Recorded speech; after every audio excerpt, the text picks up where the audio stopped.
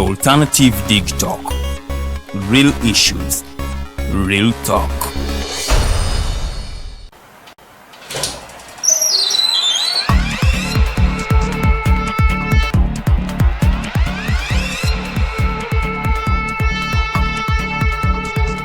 You have got to get up pretty early to go do something.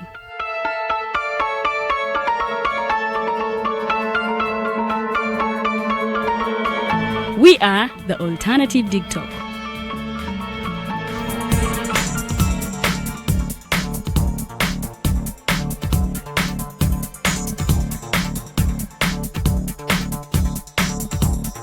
With our mobile studios, we are redefining TV presentation just as technology is setting the pace. We are blending our approach with fresh, perspectively designed breakfast show, The Mighty Drive, informative and entertainment show, exclusive and live interviews. We President Museveni wadde juzi namulaba apima akawunga kilo 2 tasobola kalya nini bwaba alya kilo 5 oyannema okuliisa eggwanga ne bwe limundekera. Njagala kwebaza the Alternative Dig Talk etuwadde kano ka Mighty Drive era n'abatuwuliriza bonna abali ku mikutu njagala basaba mugendo maaso n'okuwuliriza. All given to you just a click away on your phone, tablet, laptop and smart TVs as we are streaming live on our social media platforms, on the road and on the go. We are the Alternative Dig Talk. Have you read a book that makes you want to shout the title from a rooftop? If you haven't, then here is that book. The Evolution of Constitutional Law, Public Law and Government by retired Justice Professor George Wilson Karuhanga. Renowned Kenyan jurist and panelist Professor P.L. Olumumba and many other amazing speakers will grace the event. Do not miss the book launch on March 26th, 2021, 2 p.m. at Imperial Royal Hotel. The ticket comes with a book, all this at just 200,000 shillings. Call 0702 9076 or 0783 04 7785 to get the book or follow up on the launch. This event is organized by Alternative Dig Talk in partnership with retired Justice Professor George Wilson Karuhanga.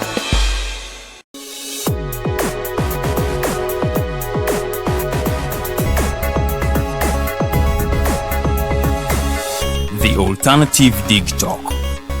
Real issues, real talk. Have you held a peaceful demonstration by holding a placard or won a shot communicating about injustices? Is it a speech about rights? Are they for women, children, youths, people with disabilities, elderly, environmental or lands? Do you know you're a human rights defender? Are you threatened, harassed, intimidated, illegally arrested, detained, tortured or imprisoned as a result of defending rights? If you have experienced any of the forementioned, please reach out to National Coalition for Human Rights Defenders Uganda for assistance on their toll-free number 0800 100 250 or visit their offices located in Ntinda, Kampala, Semawata Road. Defending rights is constitutional. Please don't shy away.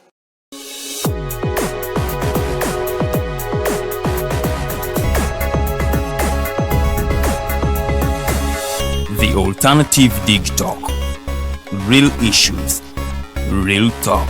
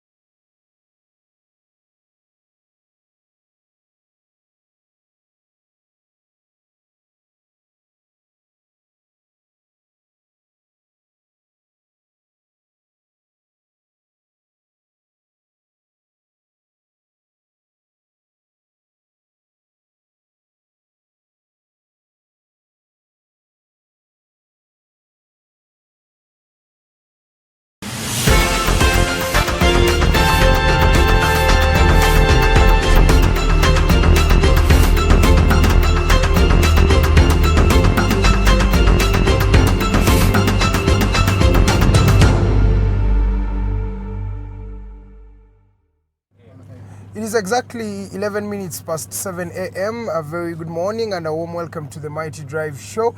My name is Edgar Mathew Karuhanga. Today is the 25th day of February 2021, as I've told you, ladies and gentlemen.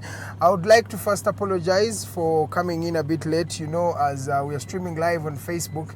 Sometimes it's a bit of tussle with the network and, a bit of challenges here and there, since our social media platform, Facebook, has not yet been officially opened by the government. So we are really sorry about all the inconveniences that we have caused you today. But again, it is an opportunity to be up in the morning. As I've told you, it's the 25th day of February 2021. The month is about to end.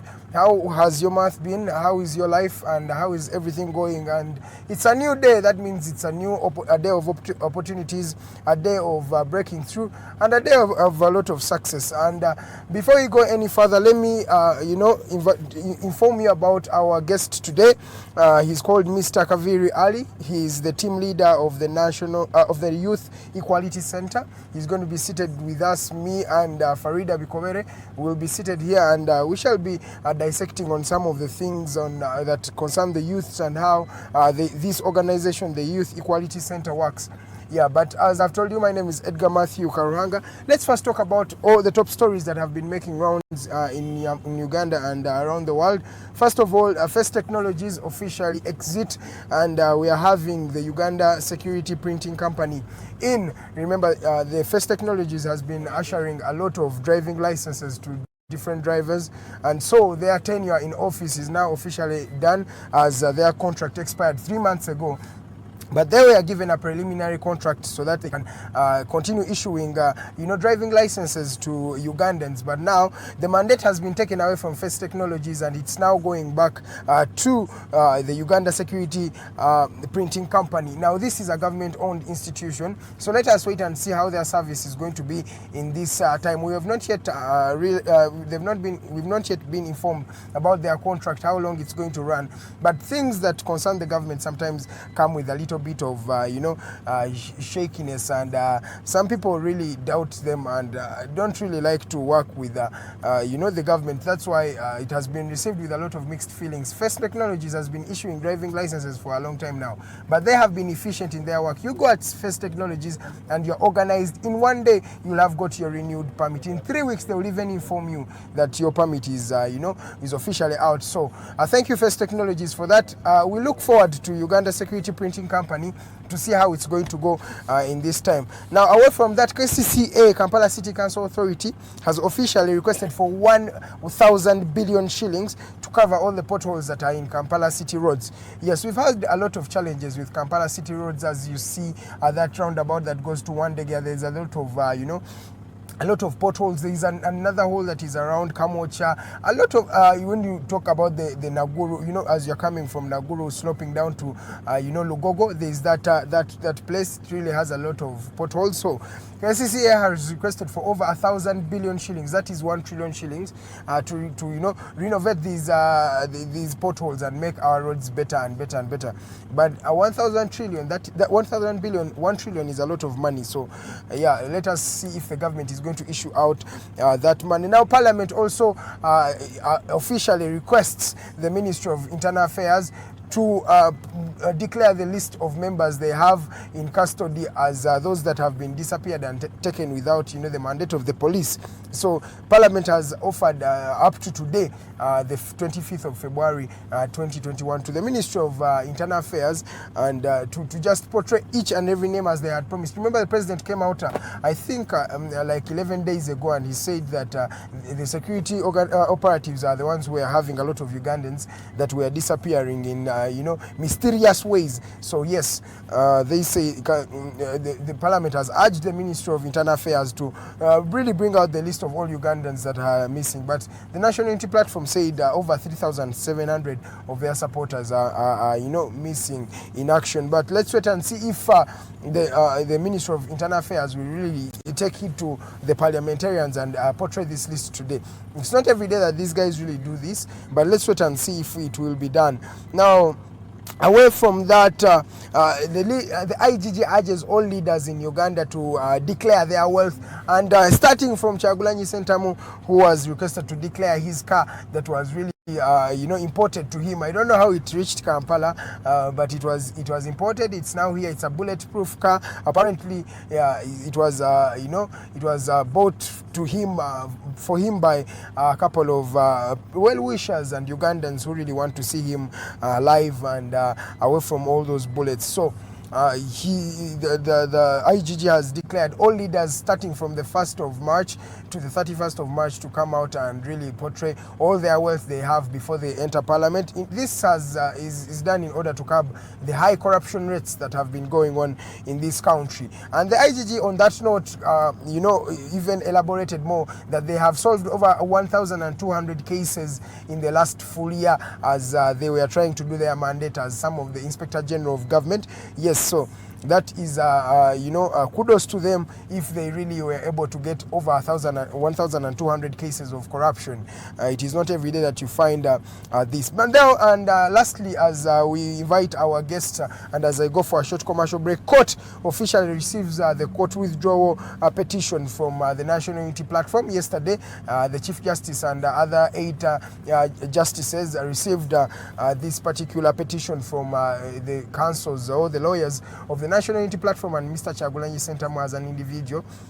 Yes, they received this, and we wait to see what they are supposed to declare and what they will what they will accept or denounce in terms of court and these withdrawals and petition. But it is a right for any lawyer as long as his client is not in their right association with the court, and if they say that they want to withdraw the case, that means it's their right to withdraw. But then the mandate is given to court to accept or denounce these particular cases. Let's wait and see if the withdrawal will be accepted by the Supreme Court. But the General Secretary of the NRM, Mrs. Kasule Lumumba, came out and really said this was a waste of time for many Ugandans. They were expecting a lot from the National Unity Platform, but if this is what they have decided, it is okay. And the counsel made at Segogna, the lead counsel of the case of the National Unity Platform, came out and also said that,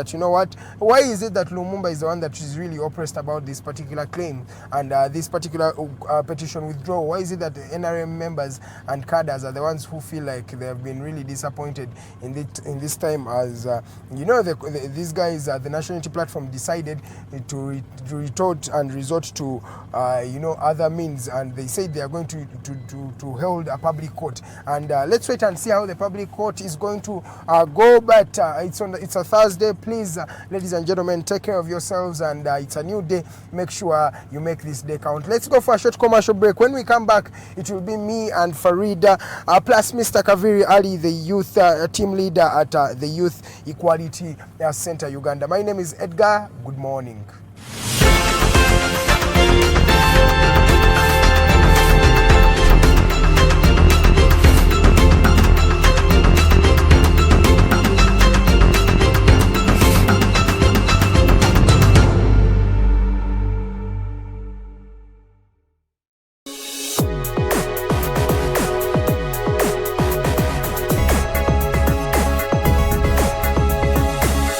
The Alternative Dig Talk.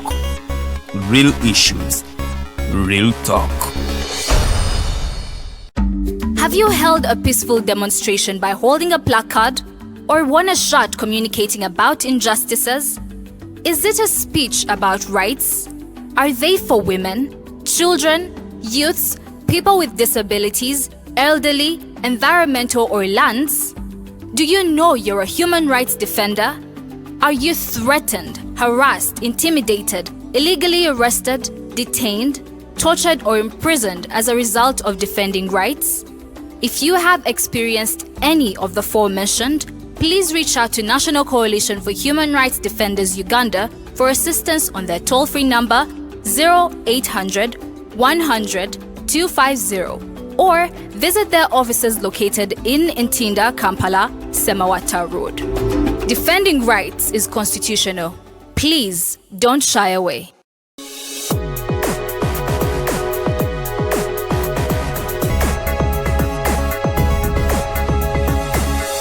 The Alternative Dig Talk. Real issues, real talk. Have you read a book that makes you want to shout the title from a rooftop? If you haven't, then here is that book. The Evolution of Constitutional Law, Public Law and Government by retired Justice Professor George Wilson Kanyehamba. Renowned Kenyan jurist and panelist Professor P.L. Olumumba and many other amazing speakers will grace the event. Do not miss the book launch on March 26th, 2021, 2 p.m. at Imperial Royal Hotel. The ticket comes with a book. All this at just 200,000 shillings. Call 0702 9000 76 or 0783 04 7785 to get the book or follow up on the launch. This event is organized by Alternative Digital in partnership with retired Justice Professor George Wilson Kanyehamba.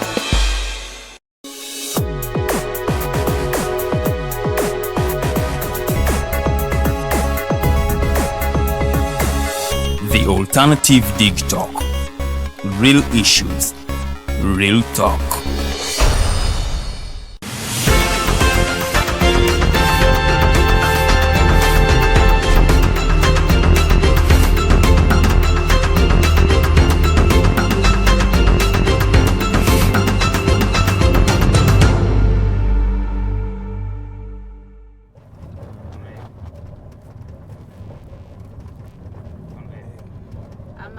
amalonje gwe munafe yatukereddeko ku mpewo zaffe za the Alternative Digital. Farida, Bikobere is my name. The Mighty Drive ye program jola.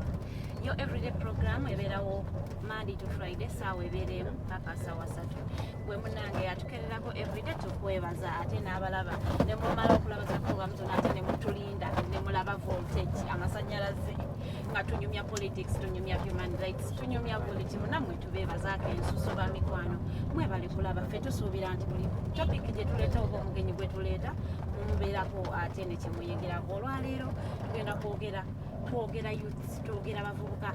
I feel so energetic today lwansonga nti I am between two men, one on my right, one on my left, and I believe we are going to have a wonderful discussion.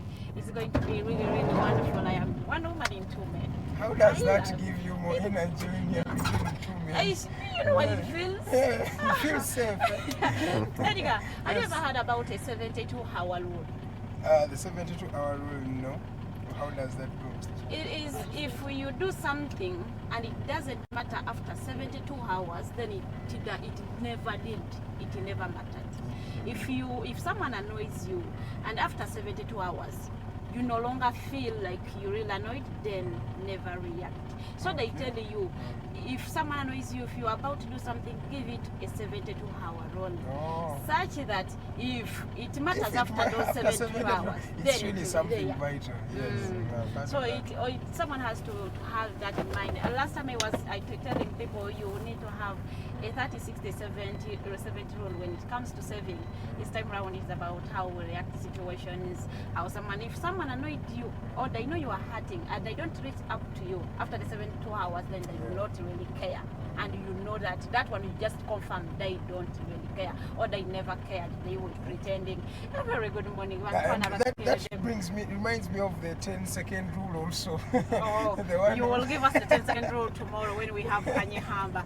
Today it was a 72-hour rule. So the page is the Alternative Uganda on Facebook. Like the page and follow us. Ogenda kubanga ati otufuna bulungi nnyo wansi mu comment section mu live video tekamu ekibuuzo kyo. Ogenda kubanga nsoma. We are the Alternative Uganda on YouTube and on Twitter. Ate tulabye ku Facebook, tulinde ku YouTube nayo tubeerayo. Omugenyi waffe mwali mu studio twagala kwogera bingi nnyo kubanga ye yatutuuseeko dda. Nja musaba ate ababuuzeeko.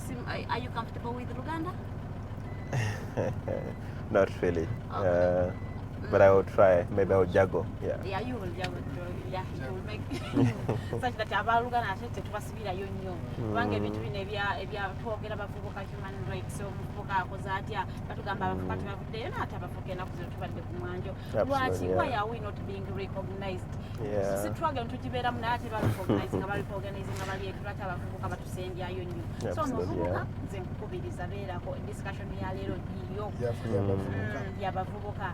So so tujja kusaba gwe munnange yanguwako tuuka musinde twatandise dda ate tetwagala show yaffe ekuyiteko weekwase nti ate temwasaawulidde ate oba saategeke. Once again, you are most welcome to the show. Thank you so much. Oli ku Mighty Drive. Thank you so much for having me. Tusaba obuzeeko kuba tulaba. Mwenna I'm following the alternative. Nesimenye okubeerako nammwe. My name is Kaviri Ali. Nga nkulira ekitongole eky'abavubuka kye bayita the Youth Equality Center. We are a youth-led organization, and we are amplifying youth voices for gender equality and social justice. We are based in Itinda, but we do operate across the country, and especially where the young people are, we try as much as possible to reach them wherever they are. Yeah. Okay. When you talk about gender equality and social justice, a Ugandan out there would want to know, what do you mean by gender equality and social justice in terms of what your organization does? So specifically speaking, as an institution, we came to really focus so much on social justice and gender equality with the recognition of the fact that majority of women and girls who happens to be the less privileged, the most vulnerable, most of the time they find at the periphery of development. They're so not much into the arena of development. It's based on maybe societal, prejudice. It's based on societal exclusion of opportunities. We find that most women find themselves, especially that because of the the way our society is organized. The stereotyping. They say women are less, did not have to contribute to conversations on the table. So when you find such a situation, most times women are left out. And because of that, that's where we're seeing increasing cases of domestic violence. Women are battered, they are excluded from opportunities to education. Health-wise, they are the most affected when it comes to reproductive health. There's increasing cases of maternal deaths. So if you're talking about justice, then we have to look at that section of our population. So we believe that justice to be served, we have to actually recognize such a yeah, absolutely, yeah. But maybe if I can just mention that whereas I talked about advancing, amplifying youth voices on gender equality and social justice, we believe the role of young people, particularly in pushing and changing the narrative around how society is organized. We believe that if young people are armed with information, the right information in terms of appreciating and recognizing the needs, the talent of every individual, in society, that's how we can actually develop as a country. So, so that is within the DNA of the organization as we push, alongside other programs that I actually didn't mention about, which we run. Yes. Yes. So our approach to youth programming is centered on about 4 main pillars. One on youth leadership development. So even in our youth leadership development programs, we ensure that issues around gender equality are embedded within that. We target young people in universities who are student leaders, in schools who are part of student leadership bodies, where we try to sort of inculcate some of these values of gender equality and social justice so that they can become transformative leaders within those spaces they occupy. The other pillar is on sexual reproductive health. We see that there is a lot of there's a big information gap when it comes to access to information around sexual reproductive health. So in our work, we are trying to advance, we are pushing for policies, progressive policies that actually ensure that young people are able to get information on sexual reproductive health and rights. We are engaging government to push for the school health policy, for SRHR, rather sexual reproductive health guidelines. We are pushing government to pass this. I talk about the school health policy, and these are policies that have actually been in existence for many years. So we believe that if these policies actually passed, most young people will be able to get information on reproductive health, to make informed choices about their sexuality, sexual rights. We believe that young people can actually live better lives. And then the other two pillars, one is on ICT and economic empowerment of youth. So we believe that if young people are empowered in all these dimensions, we can actually have a more productive population. And the fact that Uganda's population is purely youth, 39%. Yes, young people, that makes us as the critical drivers of this economy, of this country. We need to be part of all aspects of decision making to ensure that we push this country to another level. The role of youth in advancing human rights, it is our center of discussion. The role of youth in advancing human rights. Who is a youth? At the Youth Equity Center, how do you define a youth? Because anybody finding a youth between 18 to 24. Absolutely. Who is a youth at the youth Now, center? at the Youth Equality Center, of course, we go with the African, charter, which actually, pushes it up to 35 years. And I think when you look at actually the definition of youth, actually it varies from different contexts. Yeah, and you're right to mention the UN looks at it from up to 24 years. Then constitutionally, we're looking at 18 to 30 years. Then the National Youth Policy also has a different definition of youth. So for us as an institution, we zeroed up to 35 years. Yes.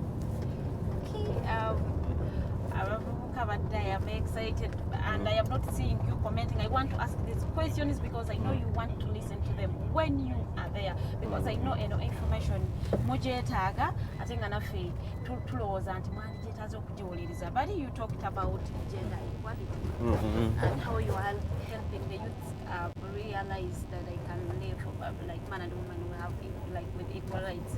But we live in a patriarchal society.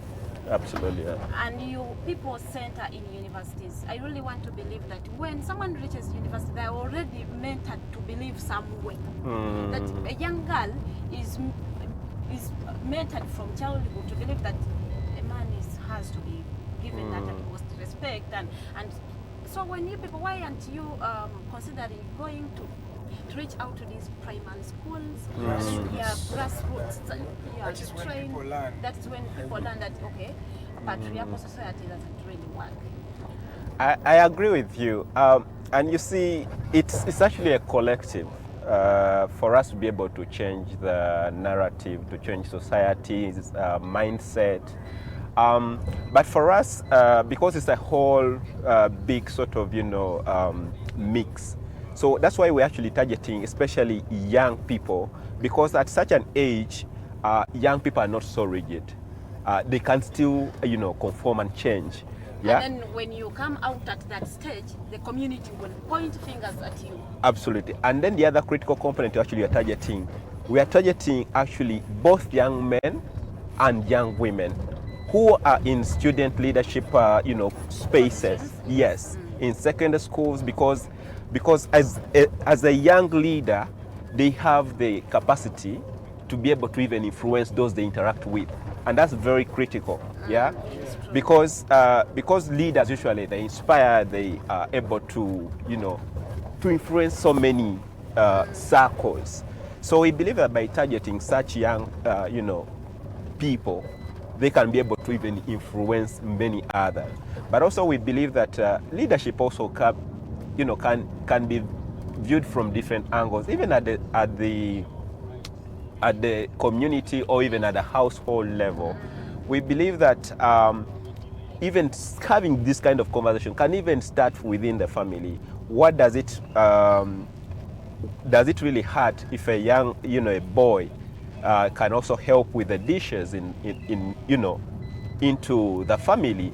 So we believe that by taking such steps, you know, it can go a long way in terms of changing narratives, in terms of changing those negative stereotypes around how society should view both men, boys and girls, in terms of the roles they play, in terms of you know, what is expected of them as you know, different gender. Society has given us useless men. point out gender roles. Like they cannot do certain things because they believe that is for women, and they cannot help maybe wash the dishes because hey, you married me, you have to do this because you are a woman.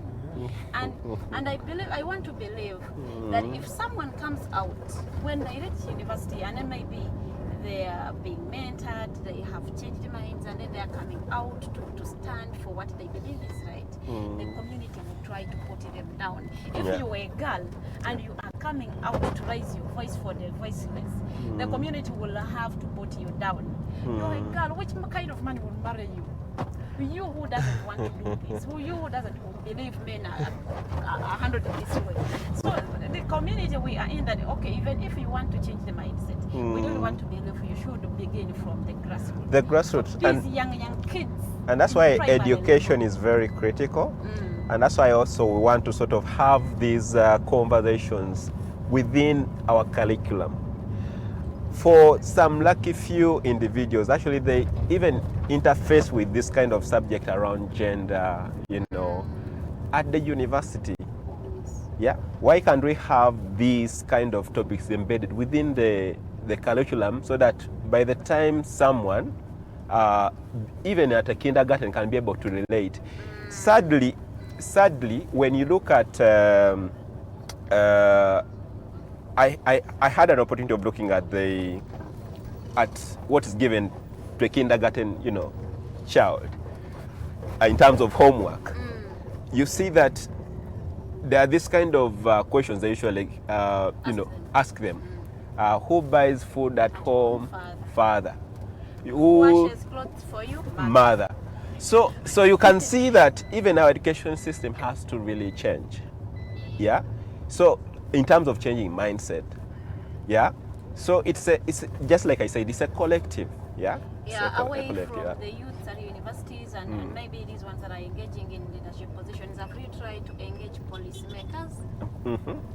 Like maybe to see that trying to change some policies that are made that are not favoring the youth. Absolutely.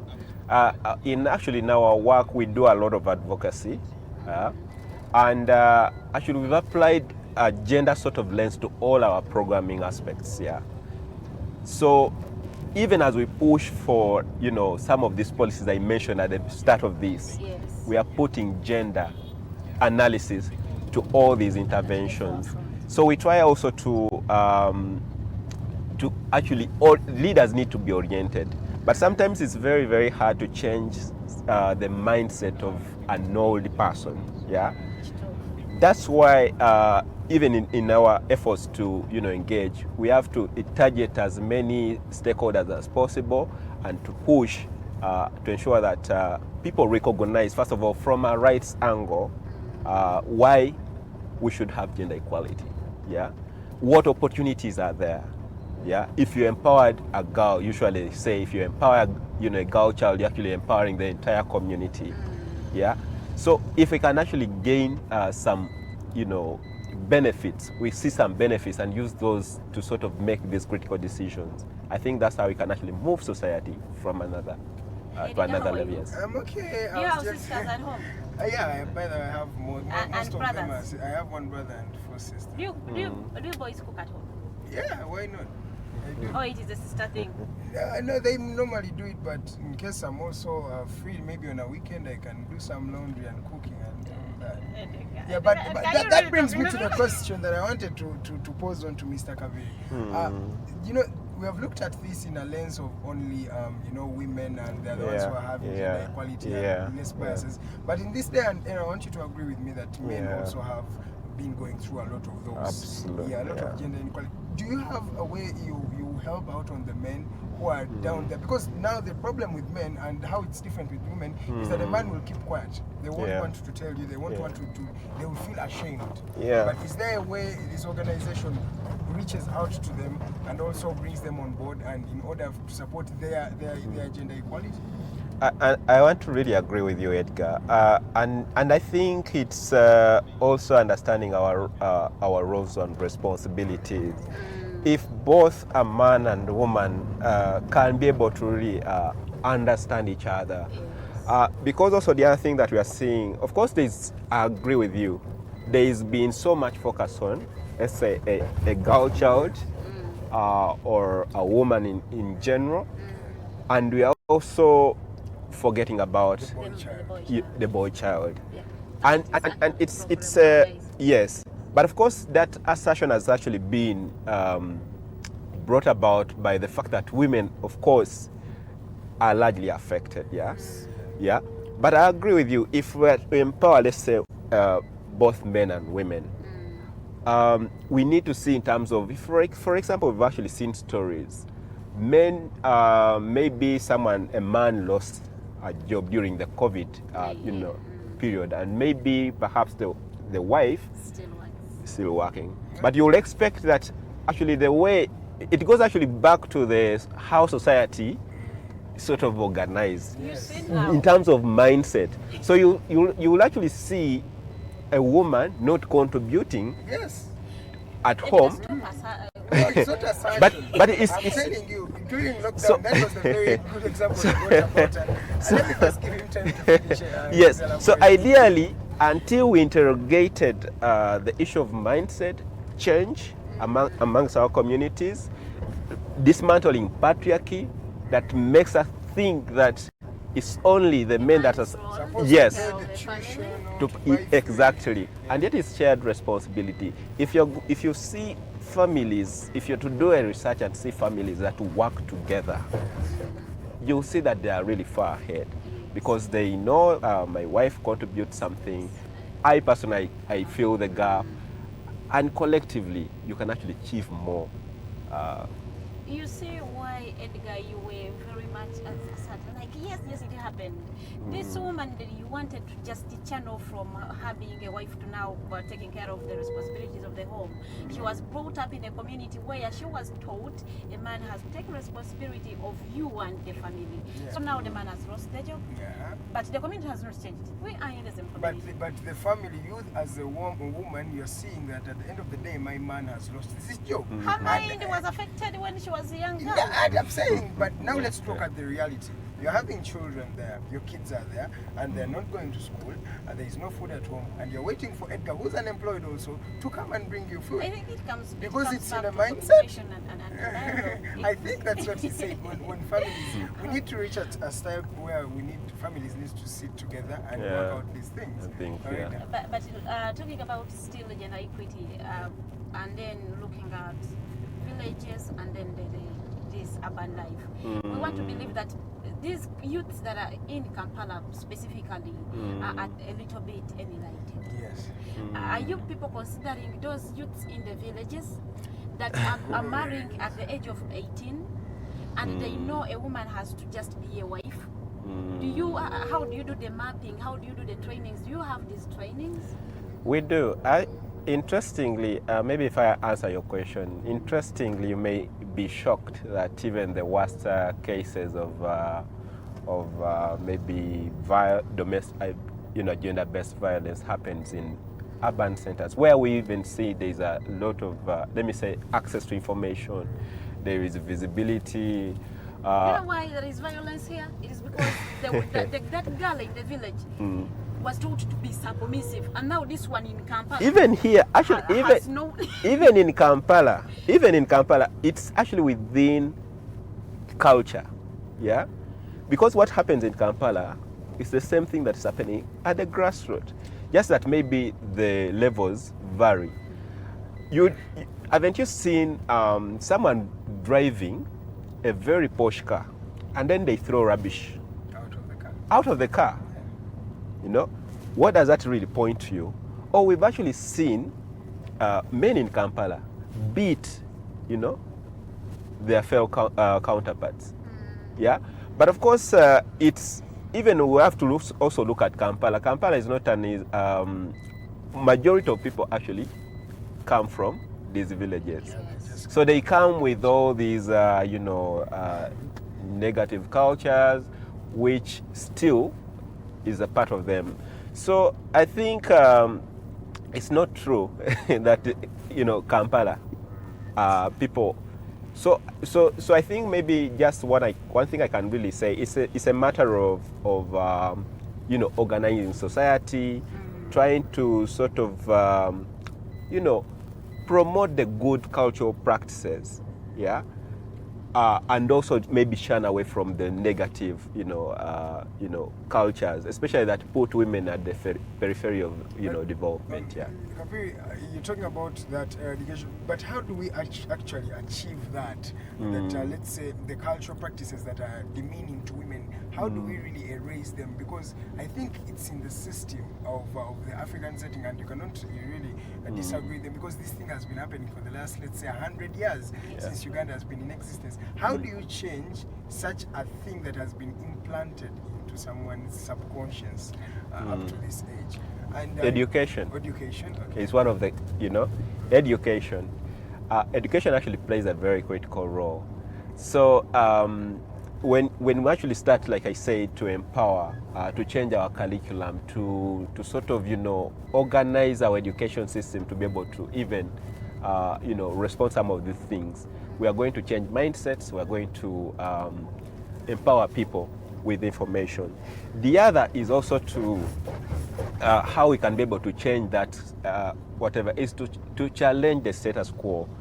That can only happen maybe when we can start having conversations just like we're having.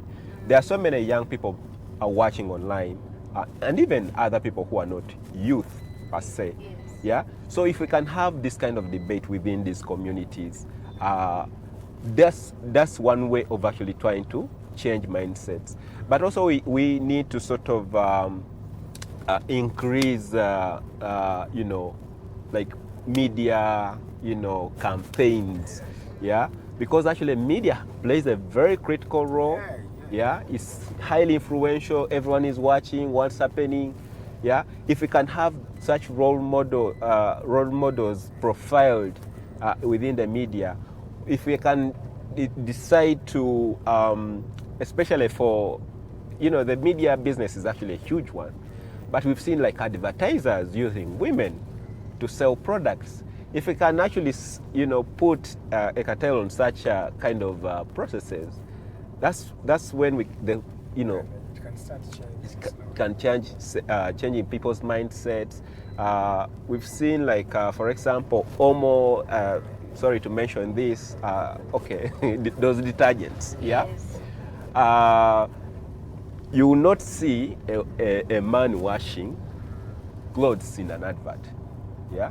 But that alone is reinforcing the stereotype, the culture, meaning it's actually a woman's role to wash.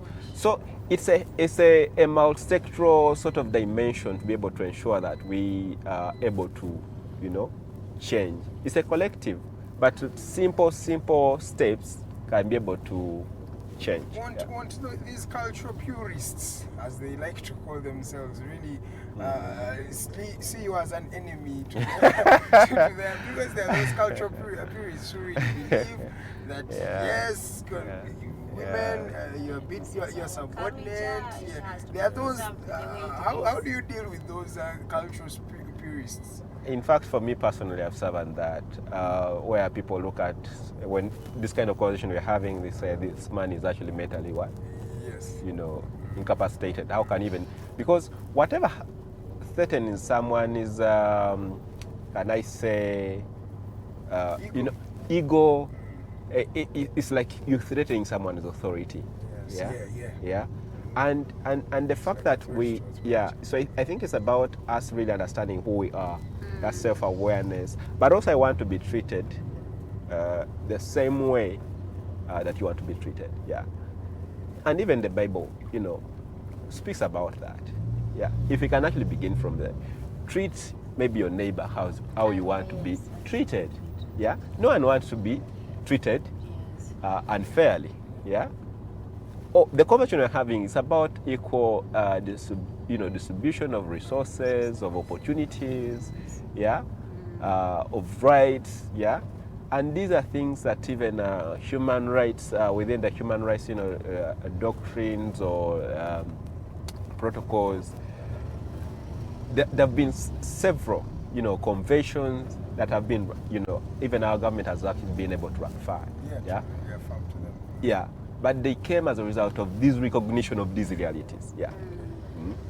All right, but you talked about youth leadership development as some of the policies that you're trying to implement in your organization. But can you tell us some of how have you reached out to these youth leaders in the let's say in the institutions, let's say universities and so? And if you have reached to them, how many have gone through your training? Some people of prominence that we may know that have gone through your training, and how have they impacted the community where they live and where they come from? Actually, the number keeps on growing. We've actually reached over 1,000 youth leaders. Yeah. That's a great milestone. Yes. I can actually we've influenced many, those that are even within media circles. The other thing that I didn't mention in our work, we actually also we are tapping into technology. Wow. And we have actually a digital radio, program, just like your alternative, but for us we focus so much on radio. So we are using such platforms also to train young people to become better journalists like you guys, to be, and as we also inculcate these values into their lives, we are trying to sort of give them platforms to be able to influence their peers. And then, of course, in universities, we are working in about 5 public universities. We have internship programs for them. They come and learn and then be able to also go and impact their communities. They're empowered with digital storytelling techniques. So quite a number of interventions. But you talked about the impact. You are finishing something? Come again? The impact? Yeah, I was coming to the impact and you're saying something, so I didn't want to interject. But I was talking about now the impact that you have done to these communities, the grassroots.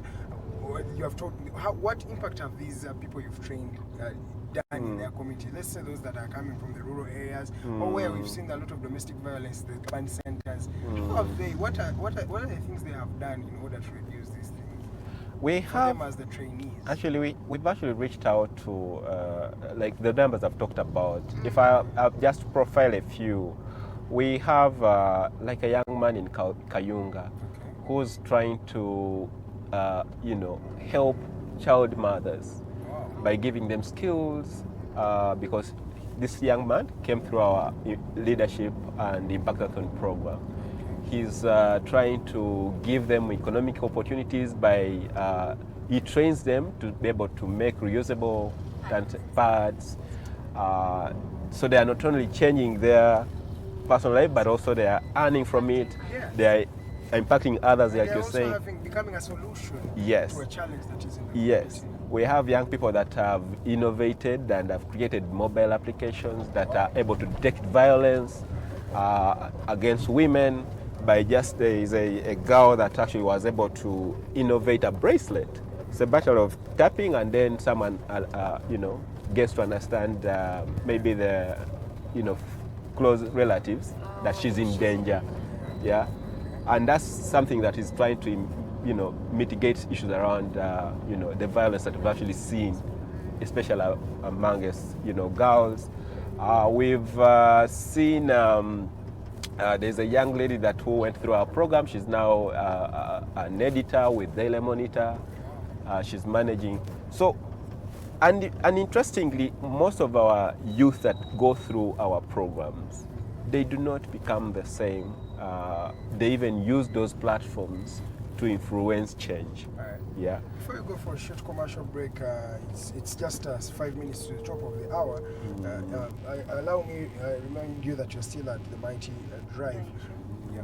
So about what has been done, and is there a system in case after these people getting the training and starting impacting their communities, is there another, let's say another level you put and you give them a system that promotes them to come from just trainees to start impacting communities and to become better leaders? Is there another, let's say, alumni programs for your organization, something like that?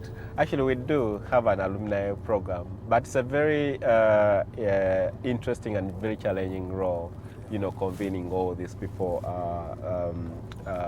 you know, together.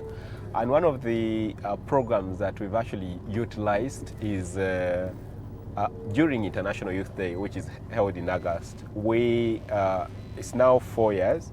We've been organizing a youth-led marathon in this country. Actually, we are the only youth organization that is convening a youth-focused marathon. Yeah. So we have all these alumni, but also the general public comes, you know, to participate, and we've actually seen it grow. Last year, because of the challenges we had with COVID, in fact, we took the marathon online, and people were wondering, how are you able to do it? Yeah. Of course, we had young people running within their compounds, their communities, carrying messages of like inspiring messages, posting these messages online. Yeah, so that that in one way is able to reach out to their fellow young people through those hashtags. Yeah, yeah. But also maybe what I can really mention is that we believe that like when you train one young leader, they're always tasked to also train others, and that's how we actually been able to have a ripple down sort of effect on communities. Yeah. Okay. It has always been said that young people tend to disengage themselves from the matters of the country. Yeah, and we really want to believe these young people. They say we have women and men, and these people have different challenges. We will learn from Mr. Kaviri what challenges, what causes these young people to disengage themselves from these matters. In our second hour, it will be the discussion. We are going into a short commercial break. We will be right back. You are watching the Mighty Drive to Vow.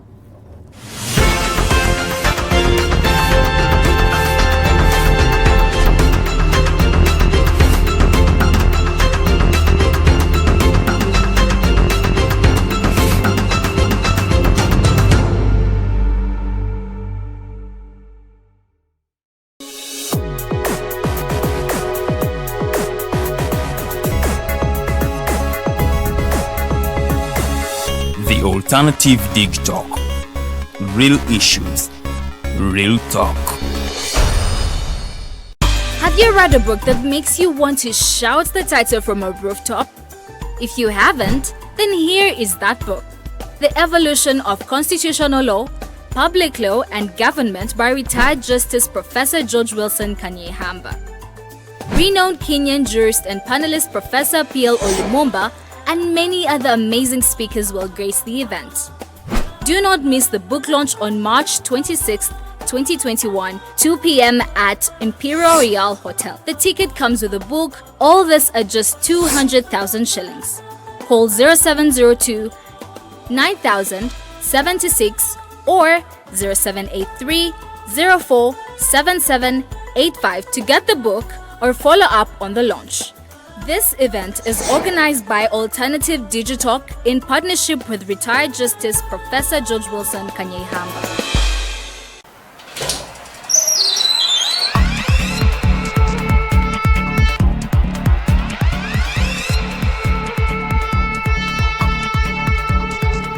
You have got to get up pretty early to go do something.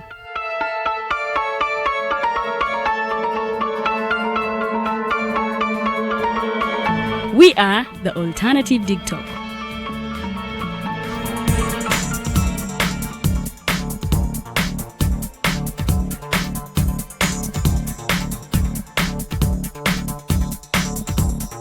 With our mobile studios, we are redefining TV presentation just as technology is setting the pace.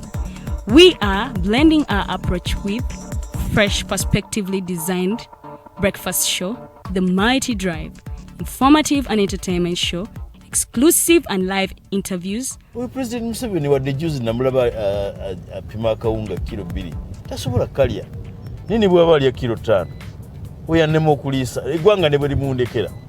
Njagala kwebaza the alternative digital etuwadde kano ka Mighty Drive era n'abatuwuliriza bonna abali ku mikutu njagala basaba mugenda mu maaso n'okuwuliriza. All given to you just a click away on your phone, tablet, laptop, and smart TVs. As we are streaming live on our social media platforms, on the road and on the go. We are the Alternative TikTok. Have you held a peaceful demonstration by holding a placard or won a shot communicating about injustices? Is it a speech about rights? Are they for women, children, youths, people with disabilities, elderly, environmental or lands? Do you know you're a human rights defender? Are you threatened, harassed, intimidated, illegally arrested, detained, tortured or imprisoned as a result of defending rights?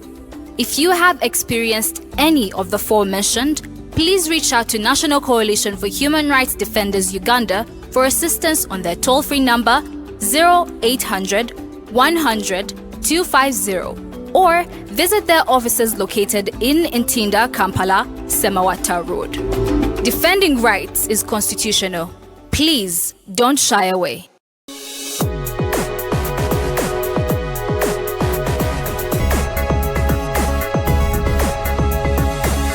The Alternative TikTok. Real issues, real talk.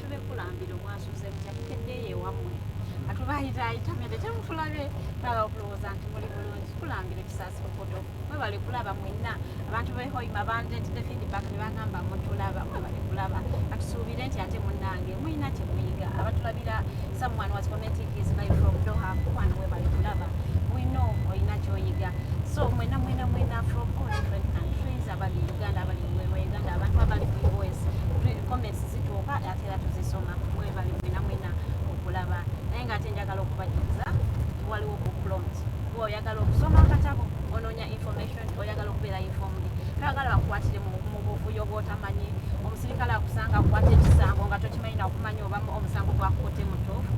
There is a book. It is called The Evolution of Constitutional Rule, Public Rule and the Government.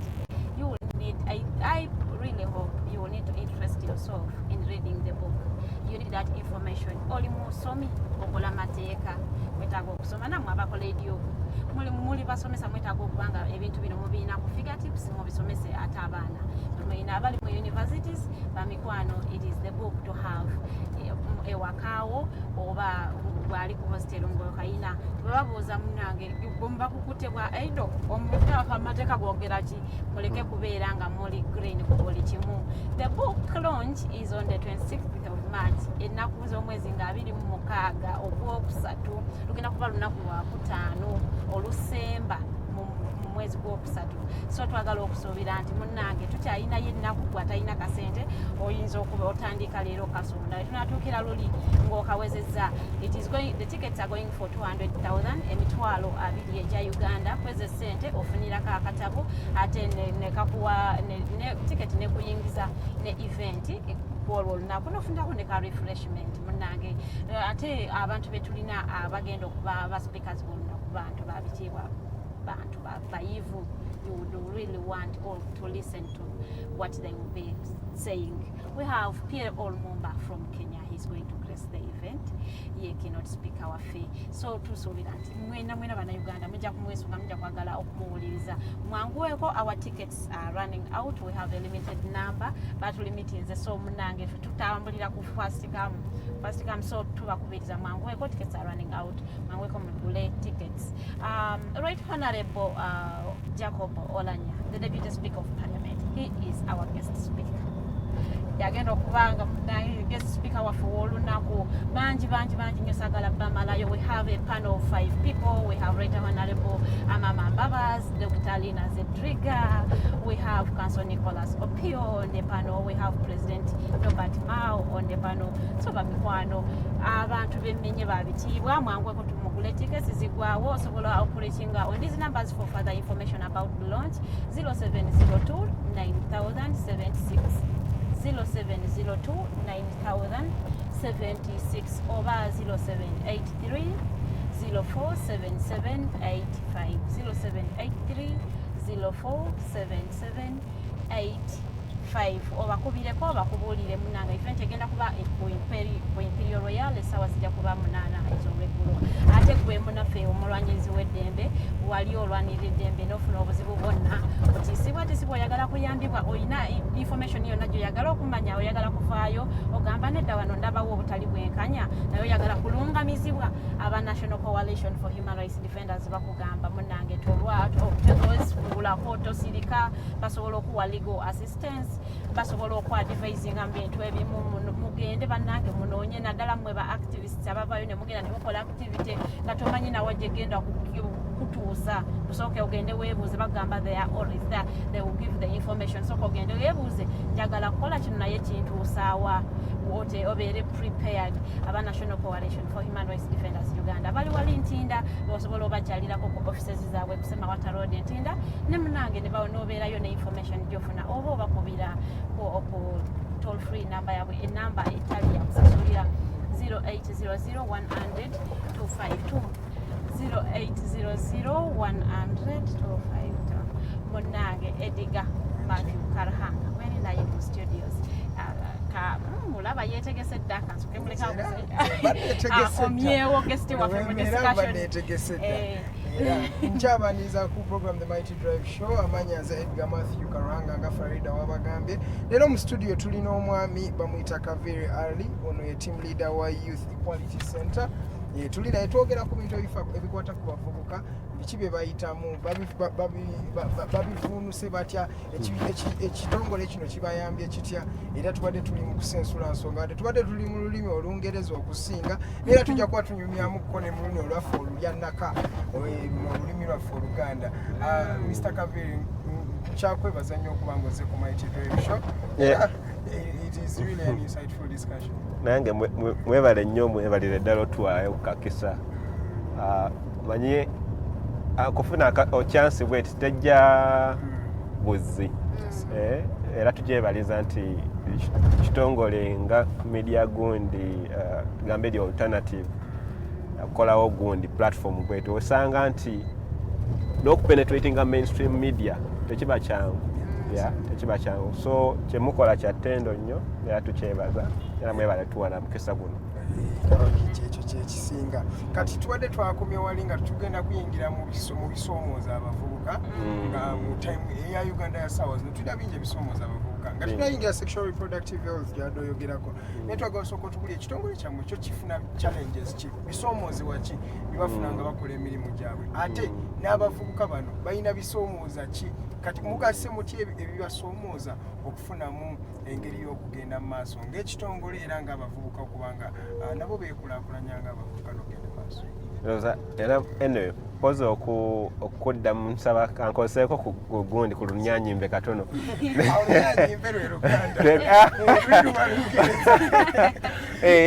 Olungereza olwa Queen naye nga specifically of course organizations face different challenges and also youth in general face different challenges. I would speak specifically to youth-led organizations. Youth-led organizations actually face enormous challenges in terms of first, even to gaining recognition from other players that youth can also take leadership, can lead. It's actually a very big challenge. We found ourselves as youth leaders or youth organizations that it's very hard even to attract funding, the kind of requirements from donors. Some youth organizations actually can't meet them. Yeah, they ask for audited books of accounts. They want you to prove, yourself that you're really worth. So that's why you find that most organizations, youth-led organizations, may not actually get the opportunity of even attracting the funding. When it comes to also youth organizations, in terms of the skill set or human resource gap, because of course of small budgets, they can't attract the most competent, people to run these organizations. So you find that majority of let's say staff are volunteers, are volunteers, but of course also it's a very good thing because they come with a lot of passion, but also the question we are seeing that people now also want that volunteering to be also maybe with some bit of facilitation, so that you can actually be able to motivate them. Yes. Then also the operating environment generally for civil society organization is actually shrinking. That shrinking civic space is also affecting youth organizations in general. We are seeing crampdown of civil society organizations. We've actually seen quite a number of break-ins. Even as an institution, we had a break-in. So it puts our lives at risk. When you say break-in, can you really? The break-in is that we are seeing. Be more specific. The break-in I'm talking about is we are seeing organizations, maybe their offices generally broken into. You find missing files. You find computers are missing. You report and there is no report. So that puts our lives into fear. We've seen very strong messages, statements recently, especially that has been witnessed by the governance organizations. We are seeing of course the messaging around from especially government, the NGO bureau. It even makes you feel threatened. So that kind of environment is not healthy for human rights defenders and workers. We all want to live in an environment that is peaceful. So that's actually a very critical issue. And then also we are seeing when actually I saw this broadcasting van come to my neighborhood, you see even there was actually someone was driving. People are very conscious and vigilant even to see a drone in your community. So the good thing that this one is branded, and of course I knew about this program, but that's not the case within our communities. So we are finding such issues very threatening. Then also looking at the youth specifically, majority of young people, youth unemployment is actually a very big issue. Majority of our peers are actually unemployed. Majority of people that I graduated with 4 or 5 years ago are still unemployed. Are still unemployed. When it comes to issues around participation in programs, of course there's been government support in terms of creating that enabling environment for young people to participate in programs, but largely we do not actually participate meaningfully. We find that young people are not involved in the decision-making spaces. They are not involved through consultations, and that's why you find most programs that are targeted towards young people are failing, because those that are supposed to benefit from these programs are not even consulted when they're making this design. The other issue that young people are also facing generally is access to youth-friendly, information and services regarding their sexual, reproductive health, issues. We are seeing increasing cases of teenage pregnancy in communities. HIV/AIDS is actually on the increase, especially among adolescent girls and young women. So there are quite a number of issues, that that we are faced with, but they're unique in nature. Yeah. Before you go to this to the solutions to these particular challenges, don't you think that the thing of sidelining youth in decision making is also part of these stereotypes that are in the system? Because with young people, everybody looks at you like, "What are you talking? Quiet, stop your jokes." When you're talking when old people look at young people, they see them as you cannot say anything. Don't you think it's a problem with the system before you go to the solutions to these challenges? Well, it's actually a two-way. Of course, the system, but also how society is also organized. You are right to say we are always looked at as lazy, unproductive. We don't know what we want, but without really understanding the young person generally. Because if you see countries that have actually been able to recognize the unique talents that young people bring onto the table. First of all, we are technologically advanced. We have studied. We are actually schooled. We have gone to school. We are innovative. Our thinking is still yeah. So when you deny such an individual an opportunity to then we are missing out a very big critical component. Yeah, but also for Uganda, maybe let's just focus on Uganda. You can't have a population of over 75% that is youth, and we are not part of the shaping the governance of this country. Yeah, so meaning that whatever in terms of budgeting, in terms of whatever policy that come up has a bearing on this predominantly youthful population. So it's not even a bargain. We need to be part of spaces that are aimed at shaping our future. Yeah, it's something that we need to demand for. Yeah, as youth, so that actually we take charge of this country, because we are the majority. We can't have a population of 15% be in control of shaping the country. Over 43 million Ugandans. Exactly.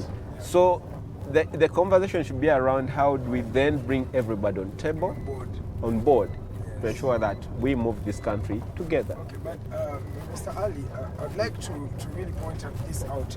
Many youths are thriving, are really trying their level best to do each and every nitty-gritty, anything that brings them income. Let's say, for me in my community, I've seen youths try to ride borders, I've seen them try to do art, do things in order to better themselves. But at the end of the day, youths are not productive. They may have jobs, yes, though the unemployment rate is also high, but those that even have jobs are not productive. Yeah. Before you go to the solutions to these challenges, how do we make a youth out there? Or does the organization have a system of making youths become productive instead of just hardworking and busy?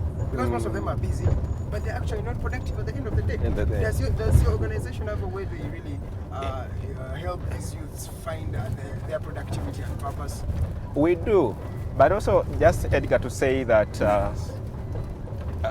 you find that even majority of us who clamor to be employed, actually we are underemployed. Yeah, we are underemployed. That sometimes is brought about by, of course, our system. Up to now, we've not actually passed the minimum wage. Yes. You go to maybe these roads, Kampala Road, you'll see young people either in shops, they're given maybe 150, even less than that. A month. People are working for 50,000. Yes, a month. Yeah. Renting. Yes. If you interestingly, if you are to interact with that, if you get an opportunity to interact with that ordinary person, then you understand the problem under which we are living in. Of course, there is this assumption that we have our labor is actually the cheapest within the region. The truth. Even actually in the world. Yeah, even. But it's because we do not have actually a minimum wage. If we are able to set, like, for example, if I'm a house, excuse me, if I'm a a housemate, Yes. how much should I start from? But you see, girls actually being working in these homes Yeah. for less than 50,000. Imagine. Yeah, amidst all the house chores they're actually doing. So I think also we need to have that conversation. But also going back, the issue that has always been advanced is around skilling of youth. Yeah, majority of our young people are not skilled, but it's actually a result of also the poor or the weak education system that we receive. Yeah, The education system is so actually, down. if you interact with a graduate today, you will realize that there's a big mismatch between the kind of skills that this person has compared What you want to what What the job market expects. to have. Yes, and we had these stories, and that's why in our programming we've always had these career clinics, yeah, in universities, even training someone to how to structure your CV, an application letter or a cover letter as a start off, yeah, because most people may say I've failed to get a job, but sometimes they don't even know How to write a CV. how to write a CV, how to write a cover letter, how do you structure those basics. Yeah? And those kind of skills are not given within They're now. not taught in They're not school. taught. Yeah. So those are some of the programs we are doing. The other thing I've actually seen is also changing the mindset of our population. Interestingly, if you look at where the gold is in agriculture, where the gold is in these technical sort of jobs or courses, but we have nurtured this kind of narrative that if they do their job, they are failures. or you are something failures. like that. If you go to a technical school, you perhaps got 9s, Yes. you're a failure. So if we begin to see that maybe we accord importance to those technical subjects, then we shall have a more skilled population that is going to drive this And even economy. more employed, because I've realized I've never seen a plumber cry that they're unemployed. I've never seen, let's say, Exactly. A mechanic. They will always find their way of maneuvering and getting money. You will never find them. But these people with bachelors in, let's say, other course units, I don't want to. In fact, for me, speaking, it's recently that I realized that for us who spend so much time in offices, we actually we are doing a disservice to ourselves. Okay, it's good to spend time in offices, but also have different projects that can be able to. Outside your office. Yes, in agriculture, start with let's say 5 goats. If you have access actually to land, a goat is something that can actually produce twice in a year. Yeah. So if you have 5 goats, and let's say by January they are pregnant, in June they will be giving. By the end of the year they will be again giving birth. So sometimes it's actually a matter of organizing ourselves, to also tap into those opportunities. Yeah. Being a woman, I would really want to know, in particular, what solutions are you having for people with reproductive health problems? But do they even know what reproductive health? I think she should first throw more light about reproductive health. People in Uganda will think reproductive health, you're meaning kama nayamba, those things. Yeah, it's also reproductive health in its own way. Tunga Saz. Our producer Jeremiah knows more about those things. One time we'll invite him here to just on a light note tell us more about Tunga Saz. But yeah, before you go to the solutions, please build on the sexual reproductive health. What does sexual reproductive health mean for our youth? And then you can go into the challenges and solutions. So reproductive health actually is just like the word says, reproduction. It's actually nice from the reproductive system of a human being. We are looking at procreation. I know people think when we talk about reproductive health, we are only meaning women. No, it's a whole thing. Yeah, it's actually both men and women. Yeah. So our awareness about our bodies, how we we function, sexually, That's generally reproductive health. So your understanding of how your body,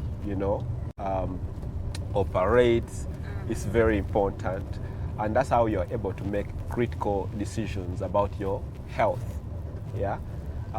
And for women, like you actually mentioned, of course, it's, and these are things that sometimes we find there is a deficit in our schools, that we begin to study about reproductive, system of a human body through biology lessons, yeah, where we get to know how, the breasts come out, how the genital, both the male and female genitalia, sort of evolve.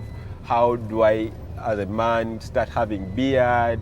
And that kind of information sometimes is lacking, and people actually, and actually it's also hampered with our culture still, that some of these issues are private conversations. Parents will not even find it very appeasing to them to be able to discuss sexual matters. So they see their daughter menstruating, beginning to menstruate, and they may not even know how to go about it, how to explain to them, not knowing that ideally it actually goes back to understanding our reproduction system. So maybe if to answer the challenges, especially that we face. Yeah, of course, both men and women face different challenges, but again, women face very unique challenges. Yeah, you find that, for example, I mentioned about menstruation is a very huge topic that young girls actually are dealing with, and interestingly, the communities don't, and girls in communities they're not given information that once you start undergoing such a period, that means you can actually get pregnant. Yeah, so that means even having sexual intercourse with a boy, yes, it can lead into pregnancy.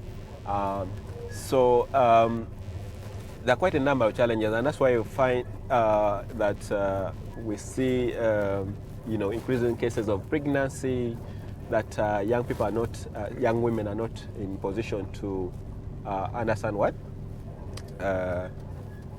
some of these issues. They see breasts popping out without really understanding. So generally understanding the well. Exactly. Yeah. Not even excitement, even sometimes fear, sometimes even the lack of general awareness about menstruation. When it comes to we Africans, specifically Ugandans, we are really reluctant about our health. Yesterday, I was reading a story of a girl who has never experienced her periods ever since she was a child, and she's 28. And she has never seen periods at all. And I was wondering, and the reason why she came out to say that she has also been experiencing a health problem, piles, and she has lived with it for 15 years, and she's okay. And she was like, me, I'm just managing my health, and it's okay, and she has never experienced periods for all the last 28 years, and she's a woman. And I was wondering what healthy problem is that, and she has never visited a hospital. Now, to really find out what is really causing it. If you're looking at it from even a health, angle, interestingly, that also society, we know male, female, but we're living in very interesting times now because of we're seeing that. In fact, for me personally, growing up, I saw people, especially boys, whose breasts were coming out. Yes. Yeah, and then you see people trying to do it, to tie, to use mingling sticks. Yes, to But ideally, we are seeing that there are more, people that are emerging as transgender. Someone has, both male and female sort of traits or genitalia. Exactly, yeah. So again, society try to mount so much pressure on this person. without really understanding that this is how things, okay, understanding this person and appreciate. Now you may find that if this person that, for example, for 28 years have not actually gone through such a cycle, you may realize that this person actually is a transgender person. Yeah, maybe. yeah. But also in the community, in the country, yes, because of issues we've seen actually the gay, gay rights, rather gay people, how they're being treated here. Yeah. So if you realize something like that, you don't even openly come out. Yeah. And most of their rights actually are being violated. Yeah, many of them. Many. I was reading a story about how many of them are being tormented in this country here because of their sexual orientation. Exactly. So it actually goes to issue around sexual orientation. And when you mention gender, usually the discussion is actually about man and woman. Yeah. But don't you think people will receive what you do with mixed emotions? Because in Uganda, we know the narrative that is here. If you are gay, they are seeing you as, I don't know, as an enemy or something. Don't you really think that people will mistake your organization to be a gay rights activist or movement or something like that? I think because before you come, because this has happened, many organizations have been dubbed to be, supporters of this. They refer to it as an outrageous, act and something. Interestingly, I think people who may speak like that it's because of lack of information. Yeah, and for some of us, actually, we've actually seen in the community, just like I've said, and most times that people tend to correct than actually appreciating the way things are or the way these people are. We've seen people carry out surgery if someone is found maybe is a lady, a girl, and maybe has a male genitalia, they will try and sort of correct the situation. I think there was a story not so long ago in Malago, whereby I think a girl was, born as a man, and I think this person was like, male, and then at around 11 was actually sort of corrected according to them to be a female. Yeah. But it's again about how we view things, how culture looks at these things. Yeah. But it's a matter of understanding and having the information around our sexuality, which is a subject which is considered as a taboo in most of our communities. It goes back to what I was saying, like, for example, even parents having, conversation with their kids. Just imagine the kind of pressure the parent would have if such, maybe if their daughter or son, yes, you will see them, sweating, trying to appear, and if you've been following, I think it was Zari. Zari is like a socialite and all that, and the son, I think, came out and said that he's gay. Yeah. But you see how the society reacted. The mother had to come out and defend his son. Yes. Which was actually a very good thing, and say that if that's true, he feels he doesn't. it will be able. So, if we can have such people in our society that can be able to guide, and also have more information around this than shying away from their reality. I think that's how we can be able to. Our community believes that if someone comes out to be gay or lesbian, it is because of the influence, maybe the groups. And really people born with these feelings, like they're attracted to men, or it's a girl and she's attracted to a girl, or it is just influence, like you are in a group and they're all lesbian, and then you're feeling out around, like, okay, I think I can join. And these inborn things that people are born with them, and then when they're growing out, they come out to surface. the thing is caused about lack of information and exposure. Yeah, that's for me. That's how I look at it. Yeah, because if people, especially for some of us who have studied development psychology, things happen. Yeah, things happen. You find that maybe your child has more feminine traits. If he's a boy and has more feminine points. Yes. But again, as the child grows, the culture sort of try to, to model this person to behave what they think he should, what is expected of society. Yeah. So you get that we have so much pressure, even as girls or boys growing up. Totulanga musajja. Ngaoyogeranga musajja oba yakulanga sajja kyakula sajja. So that society, there is a way society has organized itself according to the way society wants to behave. So they always want to make us behave in that way. And just maybe if I mention this, when you see issues around domestic violence, majority also of men are suffering silently. Yeah. But for a man to come out and you start crying, mchala wange yankuyaga. Ono si musajja. Omukyala yamuwasa. Since I have recognized you have a badge of the global goals, oh yeah, I will take you to that discussion.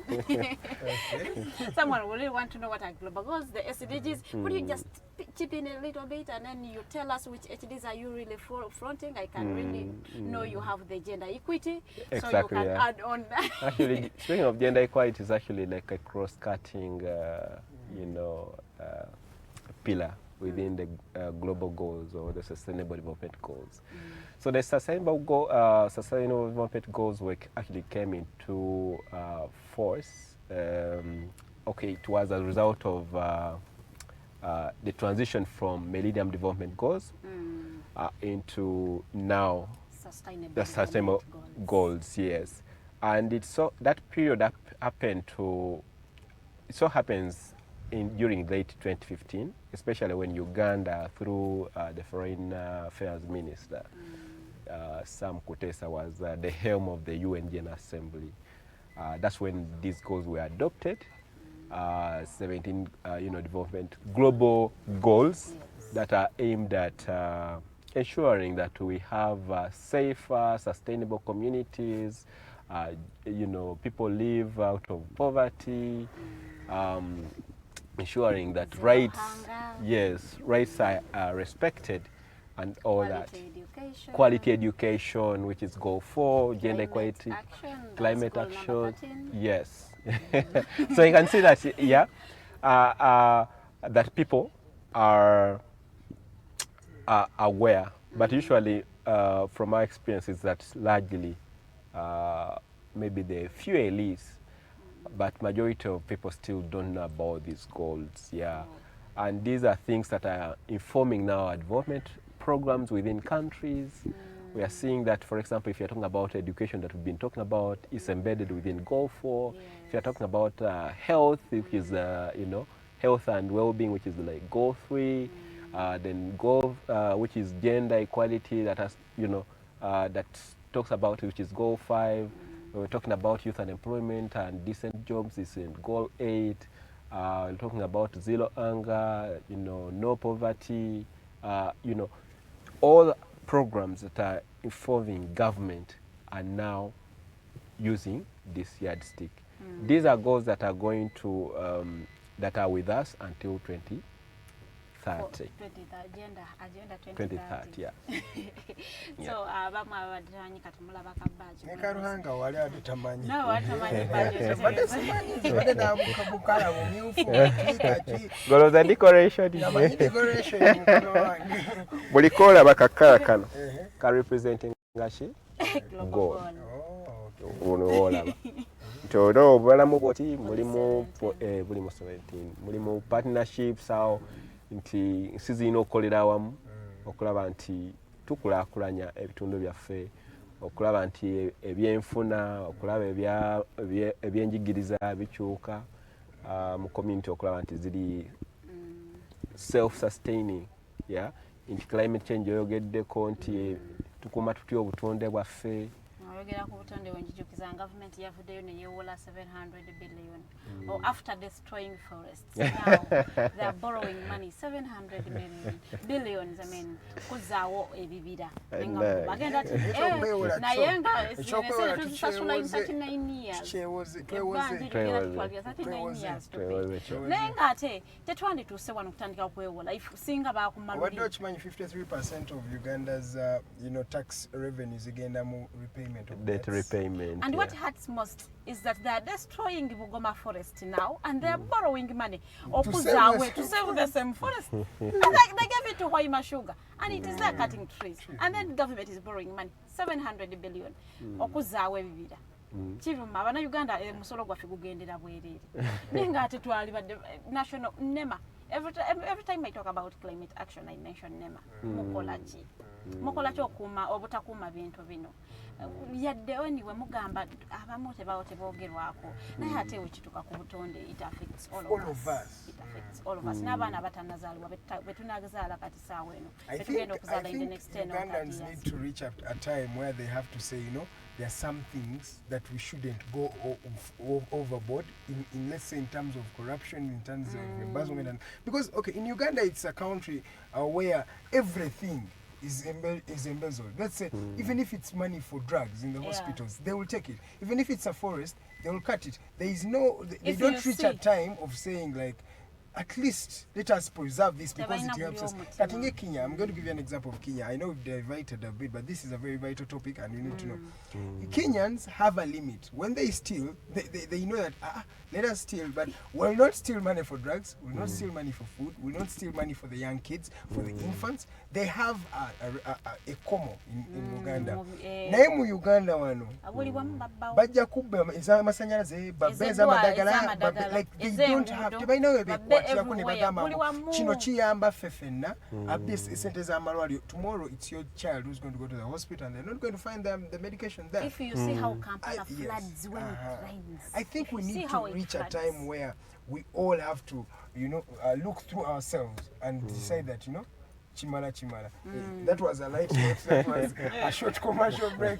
But let's get back to the real topic. Allow me, before we delve into some other things, let's first talk about talent development.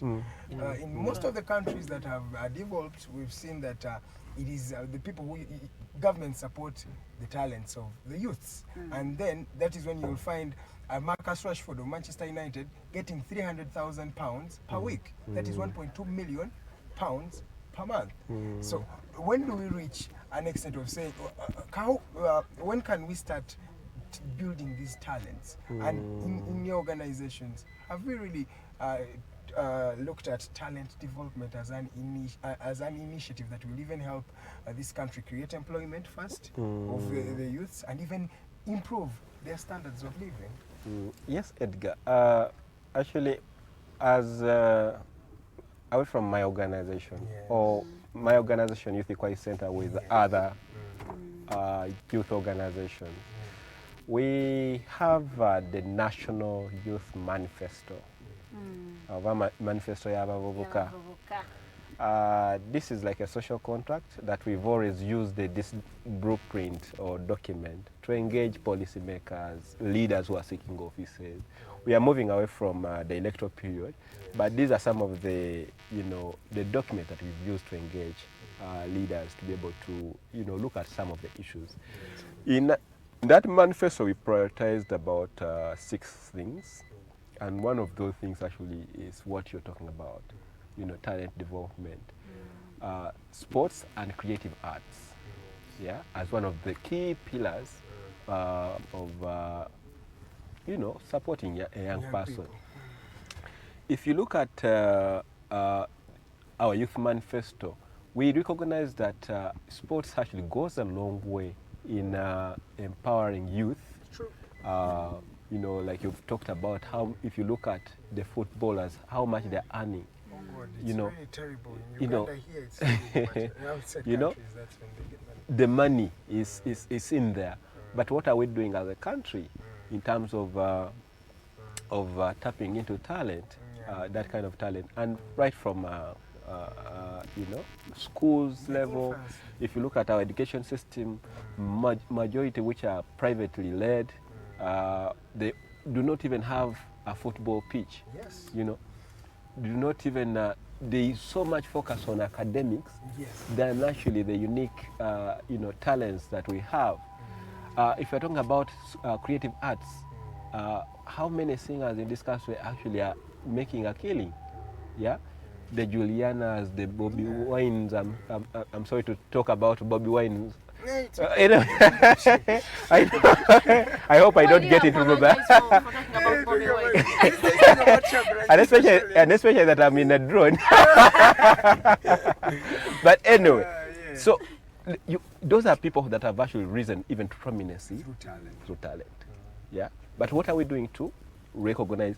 The system has to sort of be able to recognize, you know, and create those interventions that are aimed at harnessing. We are seeing there is this, you know, is it Kiplimo, the Kipligat, Cheptegei. These are guys now are beginning to shine. But if you interrogate and see what their process of going there, reaching there, I'll tell you the Cheptegei story one time. You know. Yes. So if we are to have as many Cheptegeis and Kiplimos and what, And they're here. they're here. But majority of these people actually reach there, even just having boots to run. Yes. They do not have them. Yeah. If we can have, you know, different training, you know, fields, like we've seen, the government is trying to come up with, I think, Captura. But that one has been in the process for the last 15 years. And up to now, Cheptegei, let me give you, Cheptegei and Kiprotich was the first. After Kiprotich winning, he came and built his own track there in Captura. And now Cheptegei has also built his own. And between that time, the government, the one that the track they are making, has not yet been done up to now. They've built two different athlete tracks. And yet, the government has not yet finished it. So that shows you that we are not prioritizing some of these things. There was a story, if you followed, there was I think Achibua Stadium. Yeah, Achibua. They released lots and lots of money. And if you see a structure, it can't even, you know, fit this studio, you know. It goes back to the commercial break you're talking about, the corruption. Yeah. Government needs to, you know, whip strongly, you know, people who are actually embezzling money. We've seen like people who took the money, OPM, the OPM, whatever. We're only seeing one individual. I don't think it's just one individual that probably, you know, it's like a racket, you know. If we can have a strong grip on people actually abusing public resources, and we are seeing that if we can make corruption more expensive, that once you're found and guilty, that we even take away everything that you've been worked for, you no longer. If we can see such strong measures, definitely that's when we can actually wipe out whatever. Taking you back to the Youth Manifesto, we have seen youths come out, state their challenges, state what they want to be done to help them, make those people that are meant to do them sign on that paper, and it has not yielded results. Do you really believe the Youth Manifesto can really bring you results today? We did an audit. Let me tell you, never underestimate the power of advocacy. It is there, and now it has become a way of how people in that are using it to get some money out of let me give you some. We began on the Youth Manifesto process like about 15 years ago. This edition... And where you point unemployment, yes. employment, and you have but strategies how it can be. As youth activists, we actually see there is so much that we've actually been able to influence. Issues around youth participation, for example, we are now seeing the removal of age limits. even that we, in this recent election, we had a 24-year-old run. That's one way of ensuring that there's participation. We are looking at government interventions around employment. We've seen the youth, the YLP. It was a result of the demands we made in that manifesto. We've seen in health, we are making, if you look at the sporting, section, the creative arts section, we are seeing that some interventions are now beginning to bear fruit. Yeah, but it's because of the power of advocacy to influence and continuously pushing and telling people, because sometimes people may not really understand, and also changing the mindset of our leaders to be able to recognize and leaders actually come from our communities. If you talk about your child is a singer, even you will be threatened, other than you investing in this child. Yeah, that for example, if I take this my daughter to a singing school, than focusing on where this child has no talent in. Yeah. It goes back to that conversation around talent. Yeah. So even, okay, cool. First elaborate your point. Yeah. Yes. So I'm trying to actually answer whether the youth manifesto can really bear results. Yes. The good thing that whoever is trying to plan for young people, they would definitely consult and see what are these priorities. Yeah, in health, in education, in participation, job creation, sports and creative arts. What are these specific issues that young people prioritize? Of course, there are other issues, but this helps them quickly. What are the priorities? Yeah, priorities. But also maybe sometimes the government may not take on, but also other development partners can be able to utilize this kind of priorities and be able to. Yeah. All right, we've come to the end of our show, and it has been a pleasure to have you, Mr. Ali. Before you go, I would like you to end on a light note, and you will give us your parting shots. But in your parting shots, I want you to include something you like to do, you as a person, you as Ali. What do you like to do in your free time?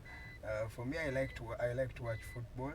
I like to hang out with Farida. In my free time, what do you like to do in your free time as you say bye to our viewers? Personally, I enjoy watching movies, news. You find me on international, the CNNs, trying to empower myself. But also once in a while, I also go into a nature person, go to the beach, go to a forest, reflect. You come meditate. You come back so refreshed.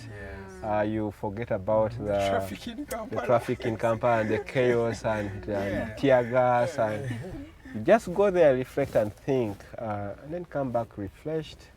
Maybe you shed off even the anger, the stress, and you come back a better person. Yeah. Okay. Your parting shots. First of all, I just want really to appreciate the wonderful work you're doing, and just to encourage. I see we are all in the same age bracket. You are ambassadors really, and really appreciate the fact that. Also to send our appreciation to the management of the alternative, to actually keep doing, because even in the media space, we're not seeing this kind of conversations. So if we can have this kind of, platforms to be able to advance some of these issues, that means that actually that's one way of actually trying to, to change our communities. So for me, I really applaud the management, but also if any young person that is actually out there watching, to believe in themselves. They may be looking at us, but also have the spirit to volunteer. Don't sit and fold hands. Try to find something to do. Read a book, read a report, get something out to do. Find peers, maybe at church or in communities. Try to do something that will actually bring not only change in your lives, but also others around you. Yeah. Okay. All right, thank you so much. At just 5 minutes to the top of the hour, allow me to say thank you, Mr. Kaviri Ali, for honoring our invitation. And the Mighty Drive is always welcome to have you. And it's been an honor to have, that wisdom and knowledge impact a young person out there. Since this is also a youth-oriented organization, we seek to build the youth and make him the better citizen of tomorrow. So thank you so much, Mr. Kaviri Ali. And thank you to you, to our viewers, for keeping it locked from exactly 7 a.m. up to now. And you've been following. Thank you for all those comments that you really send us. And thank you, and keep sharing these videos, keep sharing, and make sure it reaches many more people, because the more knowledge goes to other people is the more it creates an impact. And not to forget, on the 26th of March 2021, we are going to be having a book launch of Chief Justice Karuhanga George Wilson. He's going to be launching it at Imperial Royal. Tickets are going for 200,000. Tickets za mitwala abiri ezaka book launch yafe tugenda kuba n'abantu bangi. We have Pierre Olumumba, oyo guest speaker wafe. Tuina Jacob Olanya, deputy speaker, agenda kubeerawo. He's the chief guest. Tuina moderator Sabiti, tuina Mr. Mama Mbabazi, tuina Chief Justice yenyine agenda kubeerawo mu kizimbe. It's going to be an interesting and thrilling event. You don't want to miss it. And ngata tunamaliriza, by the way, Masanyalaze Gakomyo, that is the Voltage show, is going to be airing tomorrow at exactly 7 p.m. up to 9 p.m. We're going to be having Lillian. She's going to be moderating a debate. And you never know, you might have a surprised face on the Voltage. Anything can happen. But ladies and gentlemen, thank you so much for keeping it The Alternative Uganda on Facebook. And please feel free to log on to our YouTube channel. It's The Alternative. Just subscribe, and you can press that alarm button so that you can get all the notifications of any new video that has been uploaded. And special kudos to our driver Katoto Musime, to our producer Mr. Anthony Arnold, and then we have our director Jeremiah Mchibi, and lastly Kanokabadeka Kovdio Kusembia, the one on camera, Elizabeth Musitwa. Thank you so much for everything, and till tomorrow, keep it The Alternative Uganda, the Mighty Drive. My name is Edgar. I didn't work alone. I was with the beautiful Farida Bikobere. Thank you, Farida, for having me, or me having you, I don't know. Or we having each other. Is we you? Yes, this is the Mighty Drive Center.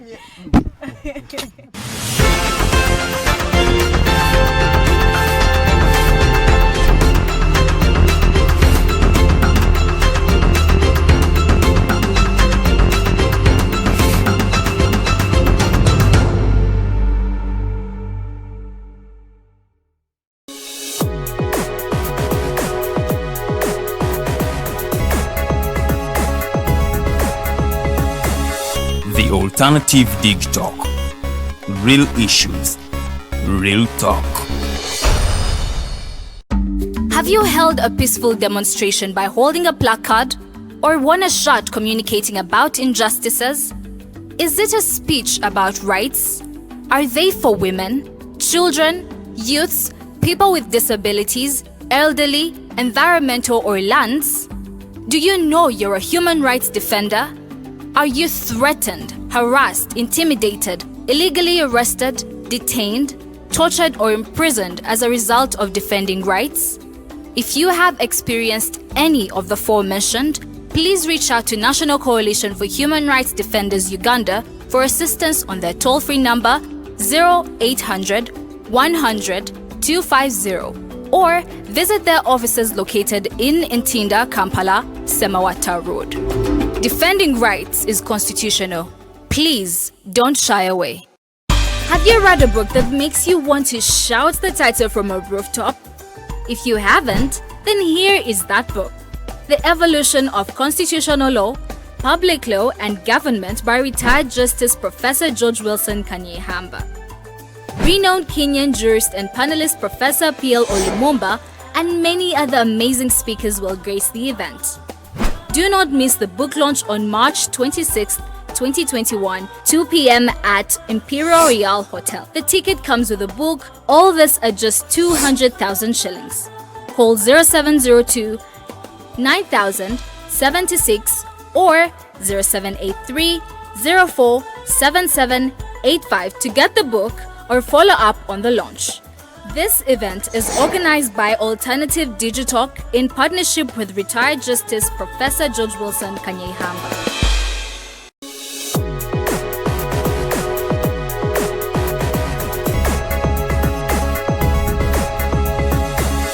The Alternative Dig Talk. Real issues, real talk.